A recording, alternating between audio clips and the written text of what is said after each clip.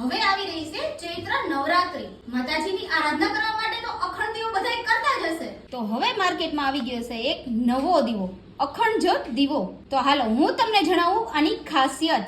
અને હા મિત્રો, આ દીવામાં તમે 250 ગ્રામ તેલ અથવા તો ઘી પૂરી દેશો ને, અને હા કાયમિક ને કાયમિક જો તમે રિફિલ કરતા રહેશો ને તો તમારે 9 દિવસ સુધી ઉપાધિ જ નહીં.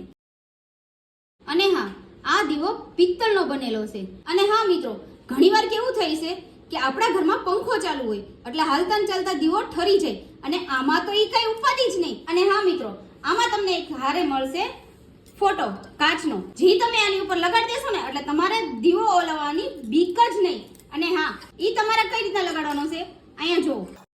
અહીંયા તમે આમ રાખી દીધો એટલે તમારો દીવો એકદમ કમ્પ્લીટ હળગશે. હવે આપણે દીવો હળગાવી. જોયું ને, આપણો દીવો કમ્પ્લીટ હળગી ગયો છે.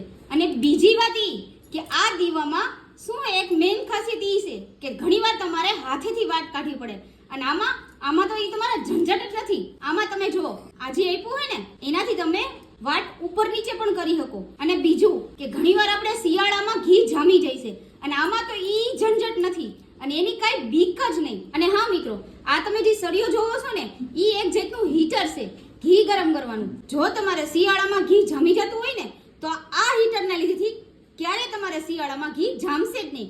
અને બીજું કે જ્યારે પણ એને તમે દીવો કરો ત્યારે તમારે દરરોજ એક વસ્તુનું ધ્યાન રાખવાનું છે, ઈ છે આ દરરોજ તમારે થોડી થોડી વાટ બહાર કાઢતી રહેવી, જેથી કરીને તમારો દીવો ક્યારે ઠરશે જ નહીં. આ સળિયો જોવો છો ને, આ સળિયાથી નીચે. અને ઘી મેઇન વસ્તુ ઈ કે ઘી તમારે કાયમિક ને કાયમિક પૂરતું રહેવાનું. પછી તમે જોજો તમારે 9 દી ઉપાધિ જ નહીં. અને હા, તમે જે આ પાયા જોવો છો ને ઈ પણ પિત્તળના છે. અને તમે જોવો દીવાની નીચે કેટલી સરસ મજાની ડીશ છે, એકદમ બાજોટ જેવી. અને હા મિત્રો, આ આખો દીવો પિત્તળનો બનેલો છે. તો હવે તમે ક્યારે મંગાવો છો આ અખંડ જ્યોત દીવો અને કરો આ ચૈત્ર નવરાત્રીમાં માતાજીની આરાધના? અરે મારી બહેનો, તો પછી ક્યારે મંગાવો છો આ દીવો?